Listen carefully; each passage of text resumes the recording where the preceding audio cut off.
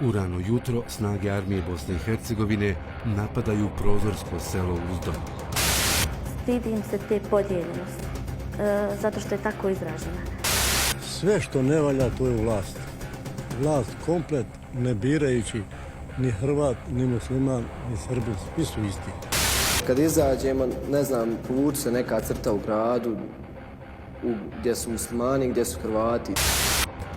Među 25 žrtava stradalih od pripadnika armije Bosne i Hercegovine uglavnom su starije žene i muškarci i 2 djece.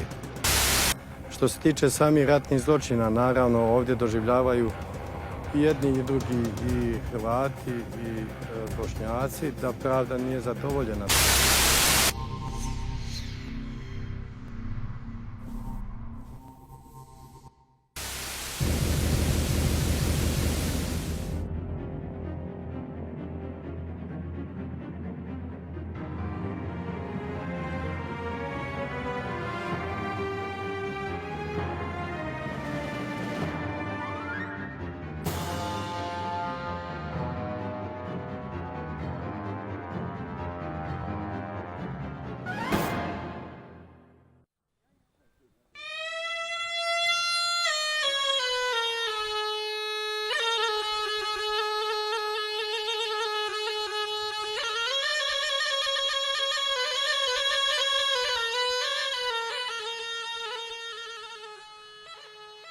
Rama, kraj na prijelazu iz Hercegovine u Bosnu.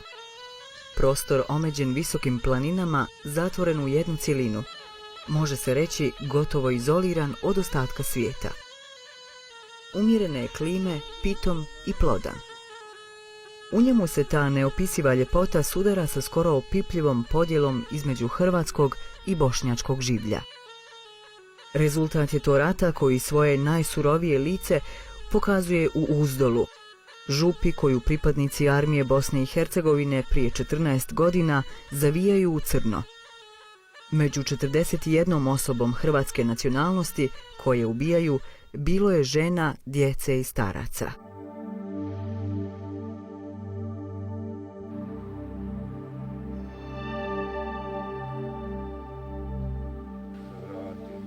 Zora Mendeš tog kobnog 14. rujna 1993. je kod kuće. Od vojnika koji pale i ubijaju sve na što naiđu, skriva se u potok. Sa njom je i jedna kćerka. Uspijevaju se spasiti. Većina seljana nije. Tog dana Zora se nerado prisjeća. Bora sačuvaj kako je bilo. To se ne mora opisati. Teško i ne mora se opisati kako je. Jadno i žalosno, a evo sve je pobilo, a mi smo ostali ovdje tu na svojim ognjištima tako. Deveramo, patimo se, puta nemamo, mašine nikakve nemamo, auta nemamo, eto šta bi ti drugo kazao. Zora i danas živi u gotovo pustom selu. Sa njom su sin, 3 unučadi i nevjesta Mirjana.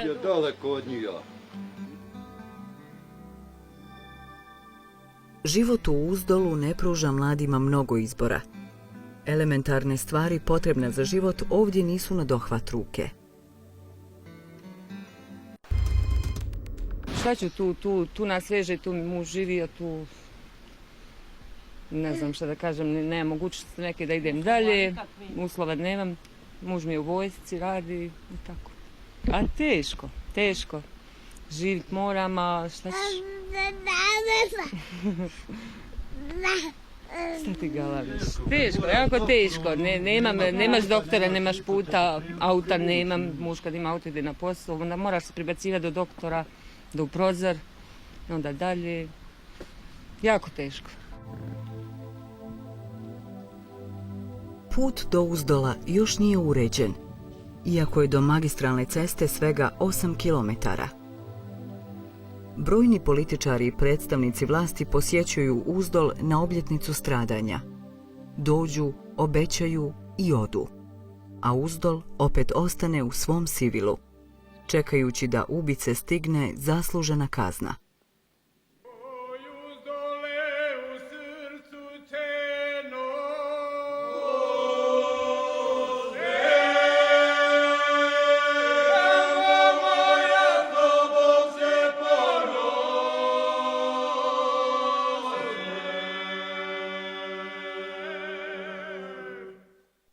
Stidim se što je ovo bilo što je bilo. Tačno me stid. A nek se stidi onaj više koji je ovo napravio. Stidim se te podijeljenosti, zato što je tako izražena. Pa stidi se, nemamo šta. Mislim da je sve u redu. Ne ponosimo se jednom stvari, to je, pa recimo, dosta nezaposlenost. Pa stidim se prije svega to što mi mladi nismo zajedno, što se ne poznajemo van škole, što ne provodimo zajedno vrijeme. Prije rata općina nosi ime Prozor. Nakon rata dobija dvojni naziv, Prozor Rama. Slijedilo je odvajanje svega što se odvojiti može. Prozorsko-ramske škole doživljavaju sudbinu mnogih škola u Bosni i Hercegovini. Djeca nastavu pohađaju u jednonacionalnom okruženju. U samom središtu grada u jednoj zgradi su 2 osnovne škole. U jednoj nastavu pohađaju Hrvati, u drugoj Bošnjaci. Samo je jedan od 2 ravnatelja bio spreman stati pred kameru. Nema nekakvih problema, znači u popodnevnoj smjeni Bošnjaci idu i od 1. do 4. razreda djeca hrvatske nacionalnosti. Zajednička je zbornica. Zbornicu koriste i Bošnjaci i Hrvati. Dvorana za tjelesni odgoj je zajednička. Napravili smo fino raspored, tako da koliko ja vidim i koliko znam i surađujem sa ravnateljem, nema nekakvih posebnih poteškoća. To što su djeca fizički odvojena jedna od drugih, što egzistiraju 2 škole pod jednim krovom, što ih se od malih nogu uči da nisu isti, prvi čovjek općine ne smatra problemom. Ja ovdje sam u drugom mandatu, nismo mi imali problema što se tiče školstva. Ako je za nekog bio problem, za mene to nije bio problem. Ali držimo da se pitanje ta rješavanja školstva trebaju rješavati na većim nivoima županije i federacije, kako god oni odluče, nek tako bude. Nevidljivu crtu koja dijeli Prozor Ramu na svu sreću prelaze oni malo stariji učenici. Luka Čuljak učenik je srednje škole. Zapravo to je zanimljivo za ovu sredinu. Mi smo ovdje u školi. Dobro, družimo se, slažemo se, učimo, jel? Ali kad izađemo, ne znam, povuče se neka crta u gradu, gdje su muslimani, gdje su Hrvati. Imam par prijateljica koji su katoličke nacionalnosti i sa kojima sam dobra čak i onda kada smo izvan škole. Znači, znamo se zajedno sastati van, otići malo prošetati. I onda ja prvo nju vodim u neki kafić gdje izlaze samo muslimani, a onda ona mene vodi u neki kafić gdje izlaze samo Hrvati. Općina Prozor pred rat ima 20.000 stanovnika. 63% Hrvata i 36% Bošnjaka. U ratu struktura stanovništva znatno se mijenja. Ščitski gvardijan Framato Topić poznaje dobro prilike ovoga kraja. Kao bitan problem ističe nezaposlenost i neprestane migracije u potrazi za boljim životom. Iselilo je, otišlo je iz Rame u ovom periodu više nego li kod samog potopa Rame sa jezerom. Danas se računa da zadnjih nekoliko godina u Dubrovniku i okolici radi svakog vikenda ili svakog drugog vikenda putuje 2 do 3 tisuće Ramljaka. Ponosim se planinom Makljen i Ramskim jezerom. Ne znam čime se imamo ponositi, već i ovim jezerom. Niti se ima čim ponositi, niti toliko stiditi. Da bi si mogao to ponositi, nema ga. Sasvim nema, sve je to ovdje bijeda, jada, možda par ljudi živi. Ako solidno, ovo je sve na prosjačku ščapu.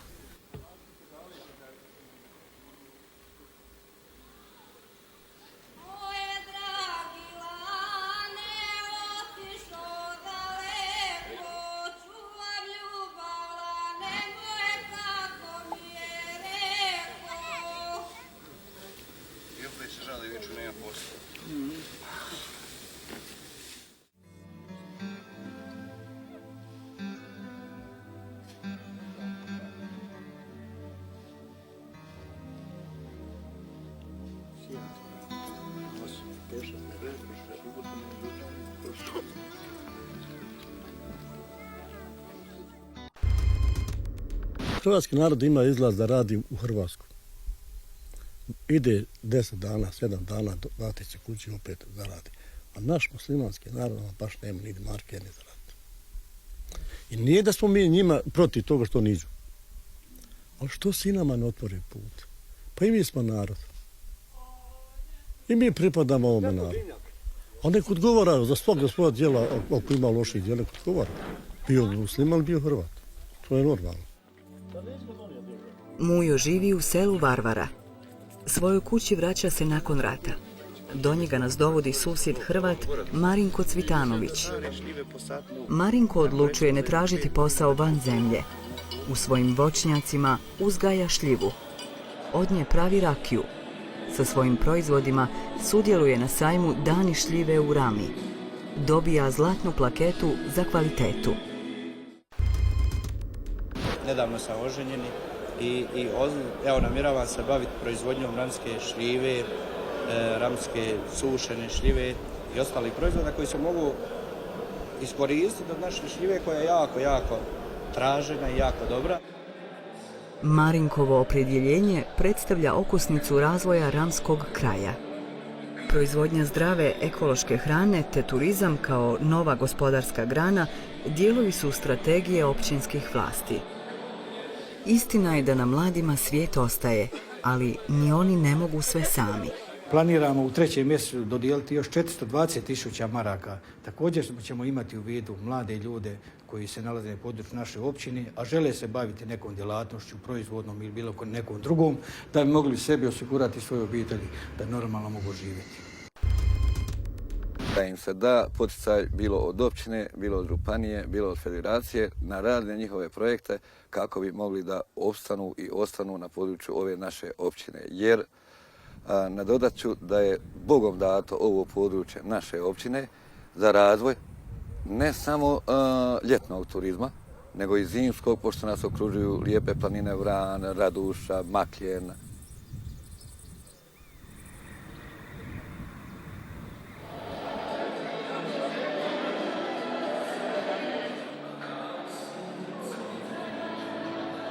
Dosta mladih ljudi iz Rame ide u Dalmaciju raditi i to uglavnom na građevini, a moje mišljenje da bi puno više mogli zaraditi novcem, ali imati više nekog zadovoljstva tu radeći, ostvarujući primjera nasade kruške, šljive, jabuke, gdje bi se sve to moglo, lijepo plasirati.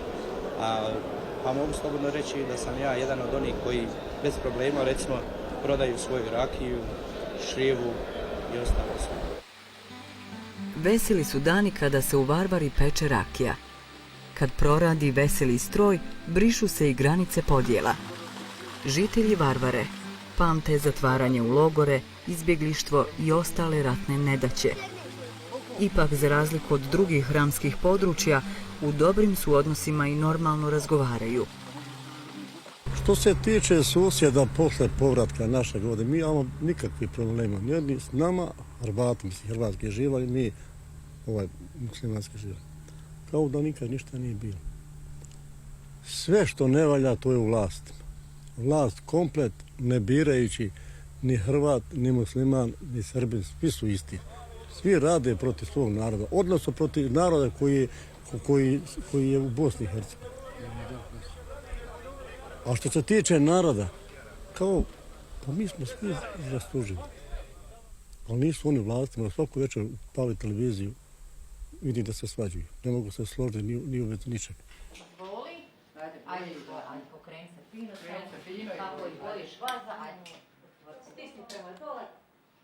I zajednička muka tjera ljude da prijeđu preko nacionalnih podjela.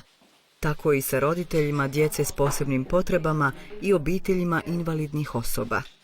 Dobrim primjerom prednjači nevladina udruga Djeca Nade, koja okuplja 80-ak članova. Mi u udruzi našoj nema stranke, u nas su sve isti. I Hrvati, i muslimani, i Srbi. U nas je sve isto i svi radimo šta god kome treba, pomažemo se.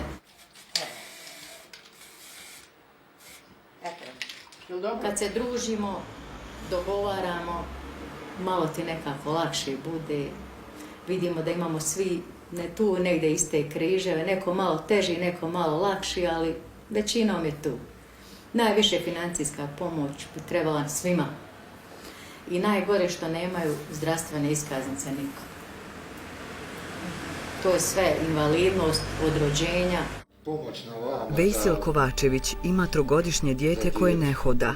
Stalno je po bolnicama, a njegov susjed Šimun Krajinović, s kojim skupa dolazi u udrugu, muči muku sa sinom koji je već odrastao momak. Njihove brige daleko su veće od nacionalnih začkoljica. Što više, dobre komšijske odnose ni rat nije poremetio. Ja smo i Vesil od malih nogu skupa. On je meni davao kruške kad sam bio dijete, bilo je i rata i svega. Dolazio sam i u ratu kod njega dole, nisam nikad ništa mu zla nanio. Danas sam ga obavijestio da mora doći, viđamo se, idemo u šumske plodove, beremo ja i on skupa. Deklarativno, odnosi među vjerskim službenicima su dobri. I načelnik općine pohvalit će se da dobro surađuju i da jedni druge posjećuju za blagdane. Međutim, jesu li vjerski službenici zaista u službi svojih naroda? Ja u svojoj župi nemam nijednog imama koji ovdje boravi, nemam vjerske zajednice koja ovdje ima džamiju i jednostavno nisam tu upućen na svog kolegu imama da bi mogao s njim više surađivati. Čini se da bi mogla postojati ozbiljnija, veća suradnja, ali sa stalnim novim postavkama ljudi u islamskoj vjerskoj zajednici vjerojatno teže se ostvaruju kontakti sa ščitom.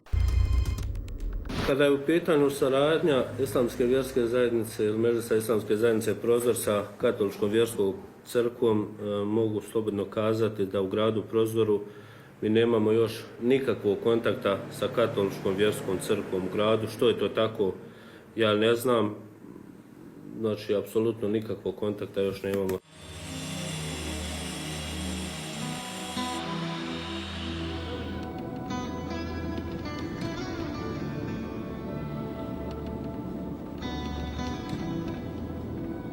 I danas, 15 godina poslije, ratni ožiljci još su živi.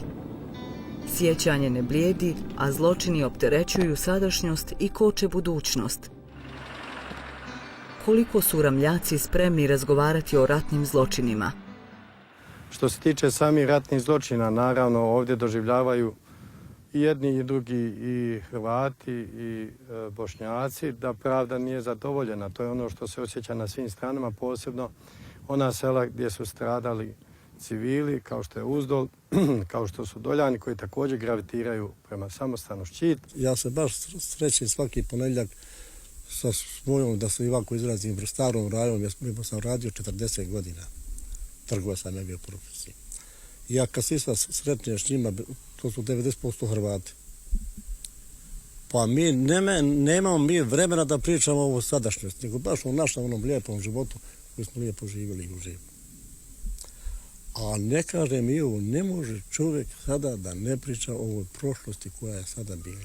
Pa spominju se dan, imamo mi obilježavanje svake godine godišnjicu, budemo nazočni toj godišnjici, a što se tiče, zna se šta koji posao treba obavljati i nadležni institucije, nek svak obavlja svoj dio posla za koje je zadužen. Moj brat je poginuo 1993. godine u Uzdolu, gdje je nedavno bila održana godišnjica stradanja, ali mi mladi ljudi smo svjesni, znači da se ti preko ratnih zbivanja jednostavno mora preći da bi se bio neki suživot među nama, odnosno svim građanima cijele BiH, tako i naše općine. Znači, jednostavno se mora preći preko toga da bi se moglo normalno funkcionirati i živjeti.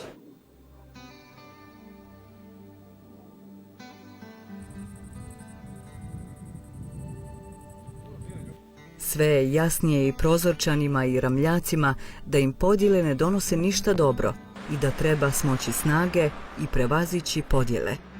A kad povuku novu crtu, onu između prošlosti i budućnosti, onda im i budućnost može biti optimistična. Ono što je optimistično i mislim da bi trebalo nadvladati pesimizam, to je ovo što vidite kao ljepotu. Rama ima jednu ljepotu koja je uvijek nada u svim situacijama. Ovaj prostor Ramskog jezera, prostor Jablančkog jezera, ova prelijepa brda uokolo. Sve su ovi prostori jedna stvarnost koja obećava da će ovdje bujati život. I ja očekujem da će doći na pozicije ljudi koji će zaštititi prije svega turističku kvotu jezera, jednog i drugog, gdje će dolaziti ljudi i gdje će se moći živjeti ne sa pesimizmom, nego sa otvorenošću prema budućnošću.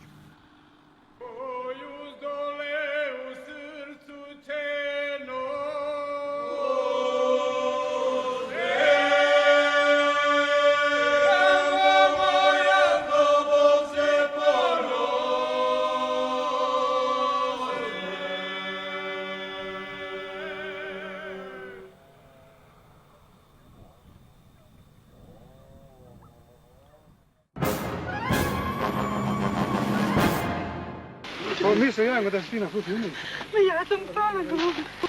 Pala sam ja nuda, ja ne znam šta mi je bilo. I prigazio me neko. Ne znam šta je bilo. Ja sam se skoturala.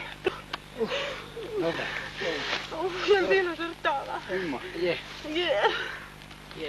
Je, Bože moj. Kako se vi zovete?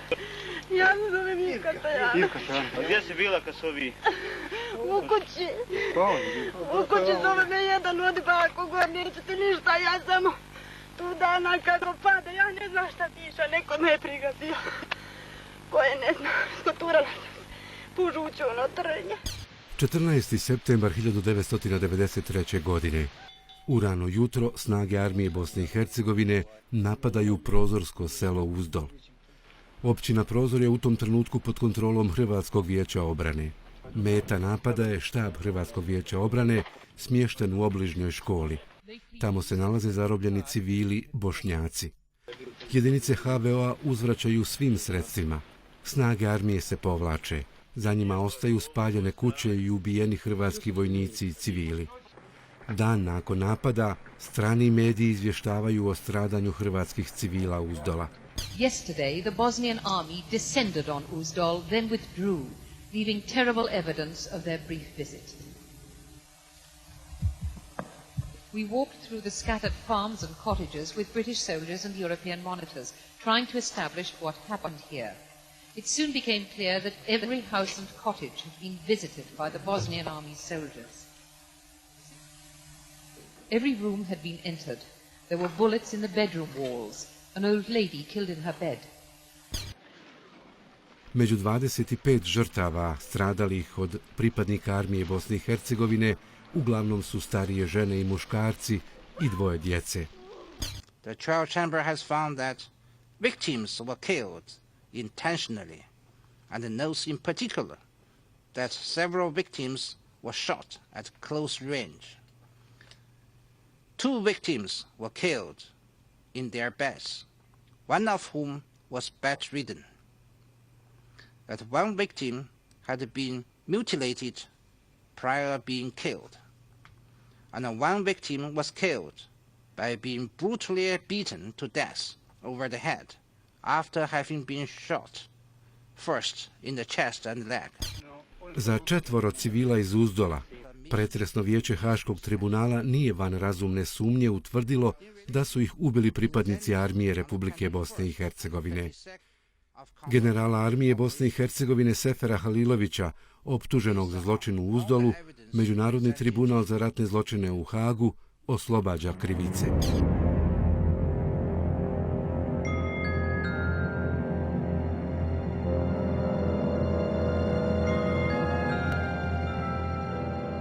Prema onome što piše u optužnici u predmetu Prlić i drugi, bošnjački civili su se vratili u opštinu Prozor u novembru 1992. godine, ali HVO ih je i dalje maltretirao i progonio. I onda, počev od aprila 1993. godine, snage HVO-a su napale više sela u opštini Prozor, pri čemu su ubijale civile i uništavale i pljačkale njihovu imovinu, kao i vjerske objekte. U optužnici piše da su bošnjački muškarci hapšeni i pritvarani na raznim lokacijama i kasnije su neki poginuli ili su povređeni kad su korišteni za prisilni rad. Progon i zlostavljanje bosanskih muslimana prema optužnici se nastavilo tokom ljeta 1993. godine i u decembru 1993. godine u opštini Prozor je ostalo vrlo malo muslimana.